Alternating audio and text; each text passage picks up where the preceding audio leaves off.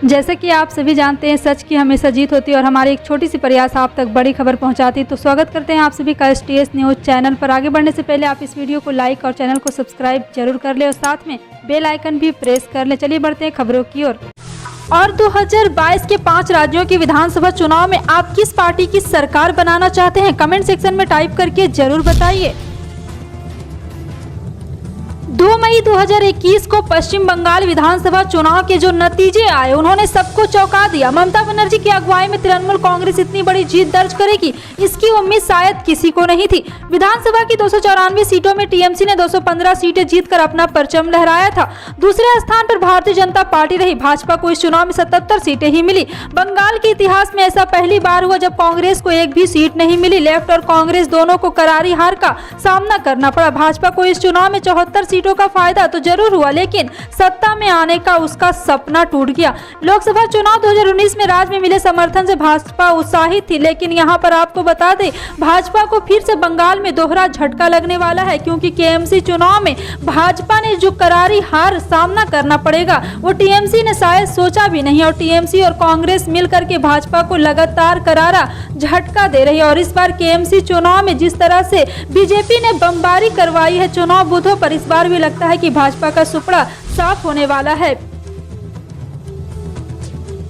मध्य प्रदेश में 70,000 पंचायत अन्य पिछड़ा वर्ग पदों पर आरक्षण को सुप्रीम कोर्ट द्वारा खत्म कर दिए जाने के बाद भाजपा और कांग्रेस को इस वोट बैंक के हाथ से फिसलने का भय सताने लगा है। कांग्रेस अदालत के फैसले को अपनी याचिका से अलग बताने का भरसक प्रयास कर रही है, तो भाजपा इसके लिए कांग्रेस पर दोष सिद्ध करने में जुटी है। दोनों ही ओर नेताओं की टीमें अपने अपने बचाव में तर्क देकर वोट बैंक को अप्रत्यक्ष रूप से समझाने की कोशिश कर रही है।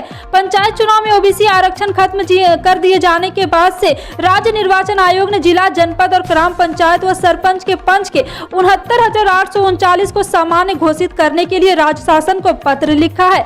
ओबीसी आरक्षण को लेकर सुप्रीम कोर्ट का फैसला आने के बाद रविवार को नगरीय विकास और आवास मंत्री भूपेंद्र सिंह ने भाजपा के पिछड़ा वर्ग मोर्चा की बैठक बुलाई है।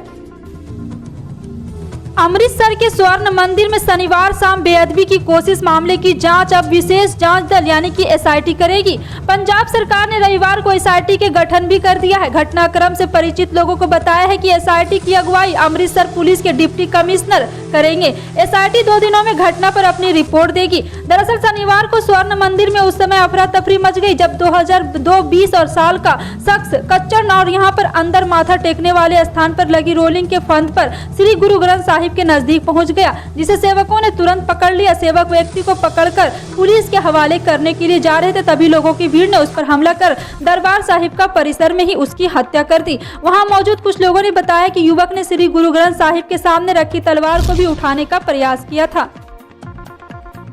समाजवादी पार्टी के अध्यक्ष एवं उत्तर प्रदेश के पूर्व मुख्यमंत्री अखिलेश यादव ने सत्तारूढ़ भारतीय जनता पार्टी पर केंद्रीय संस्थानों के सहारे विपक्षी नेताओं को धमकाने का रविवार को आरोप लगाया। उन्होंने मुख्यमंत्री योगी आदित्यनाथ पर अपना और समाजवादी पार्टी के कार्यकर्ताओं का फोन टेप कराने का भी आरोप लगाया। सपा मुख्यालय में पत्रकारों से बातचीत में यादव ने योगी को अनुपयोगी मुख्यमंत्री और भाजपा सरकार को अनुपयोगी सरकार करार देते हुए आरोप लगाया है कि हम सबके फोन सुने जा रहे हैं और अनुपयोगी मुख्यमंत्री खुद शाम को कुछ लोगों को रिकॉर्डिंग सुनते हैं। उन्होंने पत्रकारों से कहा है कि आप लोग भी सावधान रहें, अगर हमसे फोन पर बात करते हैं तो जरूर सावधान रहें। सपा प्रमुख ने शनिवार को पार्टी के राष्ट्रीय सचिव और राजीव राय के ठिकानों समेत अन्य सपा नेताओं के घर में आयकर विभाग की छापेमारी पर आक्रोश प्रकट करते हुए कहा है कि जैसे जैसे भाजपा के हार का डर सता रही है, उत्तर प्रदेश में उनके नेताओं, मुख्यमंत्रियों और दिल्ली से आने वाले नेताओं की संख्या बढ़ जाएगी, इसमें कोई शक नहीं था। उत्तर प्रदेश और मध्य प्रदेश की तरह ही अब कर्नाटक सरकार भी धर्मांतरण के खिलाफ सख्ती करने जा रही है। बता दें कि कर्नाटक सरकार विधानसभा में धर्मांतरण विरोधी बिल पेश करने वाली है। इसका मसौदा तैयार हो चुका है और इसके तहत कर्नाटक में धर्मांतरण कराने पर 3 से लेकर 10 साल तक की सजा का प्रावधान है। साथ ही धर्मांतरण के आरोपी पर 1 लाख रुपए तक का जुर्माना भी लगाया जा सकेगा। मौजूदा ड्राफ्ट के अनुसार कर्नाटक के धर्मांतरण विरोधी बिल में गैर कानूनी रूप से वयस्क व्यक्ति का धर्मांतरण कराने के दोषी व्यक्ति को 3 साल से लेकर 5 साल तक की सजा और 25,000 रुपए जुर्माने का प्रावधान है। वहीं बड़ी संख्या में एक साथ लोगों का धर्मांतरण गैर कानूनी रूप से कराने वाले व्यक्ति को 3 साल से लेकर 10 साल तक का सजा का प्रावधान है। नए बिल के अनुसार यहाँ पर यदि कोई व्यक्ति अपनी इच्छा से धर्म परिवर्तन करना चाहता है तो उस प्रक्रिया भी थोड़ी लंबी की जाएगी। राज्य सरकार के 3 साल के जश्न के मौके पर आयोजित प्रदेश स्तरीय कार्यक्रम में मुख्यमंत्री अशोक गहलोत सहित पार्टी के अध्यक्ष और मंत्रियों ने केंद्र की मोदी सरकार और भाजपा पर जमकर निशाना साधा। सीएम गहलोत ने कहा है कि हिंदुत्ववाद और धर्म के नाम पर राजनीति करना आसान होता है, लेकिन विकास की राह पर चलना कठिन होता है। उन्होंने कहा है कि लोक संविधान के अनुसार चले तो अधिकांश मसले अपने आप ही खत्म हो जाएंगे, लेकिन दुर्भाग्य है कि आज देश में लोकतंत्र और संविधान खतरे में है।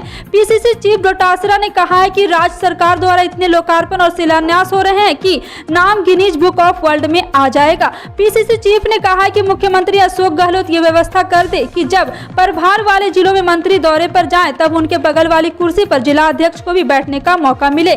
शिक्षा मंत्री ने कहा है कि भाजपा के नेताओं के पास केवल विरोध करने के लिए विरोध है, उनके पास ना कोई एजेंडा है, ना कोई मुद्दा है। चिकित्सा मंत्री परिसाद लाल मीणा ने कहा है कि राजस्थान में कोरोना काल में सरकार ने जो बेहतरीन काम किया वो देश दुनिया में एक नजीर साहिब हुआ है और विपक्ष के पास आरोप लगाने के लिए कोई अवसर नहीं था। कांग्रेस के वरिष्ठ नेता और पूर्व विधायक रमेश वलियानी ने दिल का दौरा पड़ने से यहां पे उनका निधन हो गया। कांग्रेस नेता का इलाज लंबे समय से चल रहा था, जहां इलाज के दौरान उनकी हृदयघात से मौत हो गई। वे 1997 में रायपुर ग्रामीण से समाजवादी पार्टी से विधायक चुने गए थे। पूर्व विधायक और कांग्रेस नेता रमेश वलियानी का उपचार दिल्ली के अस्पताल में हो रहा था। लीवर की समस्या से ग्रसित कांग्रेस नेता को गंभीर हालत में एयर एम्बुलेंस के जरिए दिल्ली लाया गया था, जहां उपचार के दौरान उनका निधन हो गया था। वहीं कांग्रेस नेता की मौत पर सीएम भूपेश बघेल ने शोक व्यक्त किया है। सीएम ने कहा है कि पूर्व विधायक वरिष्ठ कांग्रेस नेता रमेश वलियानी का निधन शोक संतप्त करने वाला है। बिहार में मुख्यमंत्री नीतीश कुमार समाज सुधार यात्रा पर है। समाज में खुशहाली के नारे के साथ शुरू की गई इस यात्रा के चलते नीतीश कुमार विरोधियों के निशाने पर आ गए हैं। लोजपा के नेता चिराग पासवान ने नीतीश कुमार की यात्रा को शर्मनाक बताते हुए कहा है कि 16 साल मुख्यमंत्री रहने वाले नेता को समाज सुधार की यात्रा पर निकलना पड़ा, ये शर्म की बात है। चिराग ने कहा है कि ताज्जुब की बात है कि खुद 16 साल से बिहार के मुख्यमंत्री है नीतीश कुमार, आज उसी प्रदेश के समाज सुधार करने के लिए यात्रा पर निकलने की जरूरत पड़ गई है। चिराग ने आगे कहा कि नीतीश कुमार ने बिहार को बर्बाद कर दिया है। चिराग पासवान एक खेल समारोह में हिस्सा लेने हाजीपुर पहुंचे थे, जहां चिराग पासवान का उनके समर्थकों ने स्वागत किया। यहां चिराग पासवान ने खिलाड़ियों से मुलाकात की। इस दौरान मीडिया के सवालों का भी चिराग पासवान ने जवाब दिया। बहुजन समाज पार्टी के राष्ट्रीय महासचिव और राज्यसभा सदस्य सतीश चंद्र मिश्र ने भारतीय जनता पार्टी और समाजवादी पार्टी पर निशाना साधते हुए कहा है कि सपा और बीजेपी दंगों के सहारे सरकार बनाती है। सपा सरकार में 134 दंगे हुए थे, जबकि बसपा सरकार में एक भी दंगा नहीं हुआ था। लखनऊ के मोहनलालगंज के रैली को संबोधित करते हुए सतीश चंद्र मिश्रा ने कहा कि सपा सरकार को उखाड़ फेंकने के लिए लोग बीजेपी के झूठे वादों में आ गए। बीजेपी ने कृषि कानून लाकर 700 किसानों की बलि ले ली है। हमने 2007 के सर्वजन और यहाँ पर हिताय सर्वजन सुखाय पर काम किया है, लेकिन मौजूदा सरकार सिर्फ एक जाति विशेष के लिए काम करती है। बीजेपी पर निशाना साधते हुए सतीश चंद्र मिश्रा ने कहा कि ब्राह्मणों का नाम सुनते ही इनका दिल जल जाता है। व्यापारी की हत्या के मामले में 1.5 साल से एक आईपीसी को पकड़ नहीं पा रहे हैं। बीजेपी ने सपा सरकार को भी अराजकता और अपराध के मामले में पीछे छोड़ दिया। गंगा एक्सप्रेसवे की योजना बसपा सरकार में बनाई हुई है। उत्तर प्रदेश चुनाव से पहले प्रियंका गांधी वाड्रा राज्य का मैराथन दौरा कर रही है। प्रियंका शनिवार को अमेठी में थी। रविवार को उन्होंने रायबरेली महिलाओं के साथ शक्ति संवाद किया। प्रियंका गांधी वाड्रा ने रायबरेली में महिलाओं से संवाद करते हुए कहा कि परिवर्तन लाना है तो एकजुट होना पड़ेगा, महिलाओं को समझना पड़ेगा, क्योंकि उन्हें राजनीति में कोई सीरियसली क्यों नहीं ले रहा है, इस पर सोचने की जरूरत है। प्रियंका ने कहा कि महिलाओं ने बहुत सह लिया है, बहुत चुप रही, लेकिन अब ऐसा नहीं होगा। महिलाओं को अपनी ताकत पहचाननी पड़ेगी। हमें ये समझना पड़ेगा कि हम देश की आधी आबादी हैं, फिर भी हमें राजनीति में कोई गंभीरता से क्यों नहीं ले रहा है। अगर महिलाएं एक होकर वोट करेगी तो ऐसी नौबत नहीं आएगी। प्रियंका ने कहा कि महिला देश की बहुत बड़ी ताकत है। महिलाएं बहुत समझदार होती है, उन्हें गुमराह नहीं किया जा सकता है। और आपको बता दें कि हमारे पास कोई संसाधन की कमी नहीं है, संसाधन हमारे पास है। पीएम मोदी के पास 8,000 करोड़ के विमान से उड़ने के संसाधन, लेकिन 4,000 करोड़ गन्ना किसानों को देने के लिए नहीं है। सीएम योगी ने संसाधनों का दुरुपयोग कर रहे हैं। प्रियंका गांधी के हिंदू और हिंदुत्ववादी वाले बहस पर भी सवाल पूछा गया है और प्रियंका ने कहा कि राहुल और मैं एक बात कह रहे हैं। उन्होंने कहा कि जो असल हिंदू है वो सच बोलता है। मैं कह रही हूँ कि विकास के मुद्दे उठाएं, महिलाओं पर फोकस रहिए। जी हाँ, फिलहाल आपकी इस पर क्या राय है कमेंट सेक्शन में टाइप करके जरूर बताइएगा। पल पल की अपडेट जानने के लिए जुड़े रहें आप।